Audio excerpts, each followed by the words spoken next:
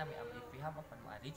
Abdi di dieu bade ngaresensi salah sahiji buku atawa novel karangan Iskandar Wasid. Nah, sateacana langsung kana chatpon, jadi abdi bade ngajelaskeun waruga tina buku ieu. Judul buku ieu nyaeta Halimun Peuting. Anu isina nyaeta ngeunaan kumpulan chatpon anu ditulis ku Iskandar Wasid. Nah, pamedalna nyaeta Giri Mukti Pusaka, tahun medalna tahun 2011.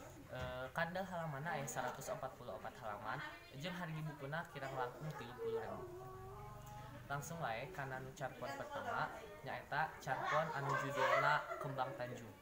Kembang Tanjung ditulis tahun 1863.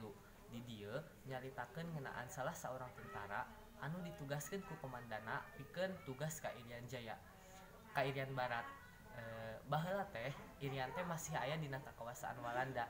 Jadi tugas si tentara eta nyaeta perang jeung pihak Walanda. Nah, saatos tepi ditu manehna katembak dina suku Palebah Kenca. Nah, anu nyebabkeun sukuna teh kudu diamputasi. Nah, manehna ngarasa teu aya harapan hirup deui pikeun ngalanjutkeun kahirupanana sabab sukuna atos teu tiasa digerakkeun deui. Bahkan atos teu ayaan karena diamputasi.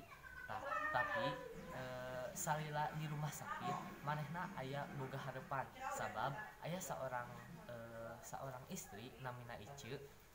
Manehna unggal poe selalu ngajagaan si eta tentara hingga lila-lila timbul rasanya ahti antara kedua belah pihak, ti si Ice sareng ti anu tentara eta. Nah, tapi lami kalamian si tentara eta teh atos cager tina panyakitna. Nah, jadi si Ice teh ditinggalkeun wae ku si tentara eta. Akhirna si Ice hirup sorangan deui kusabab ditinggalkeun ku tentarana jeung tentara eta oge ngarasa haneuel sabab tos ninggalkeun si Ice, suster Ice eta. Kalebihan tina ieu buku nyaeta caritana sae sareng bahasana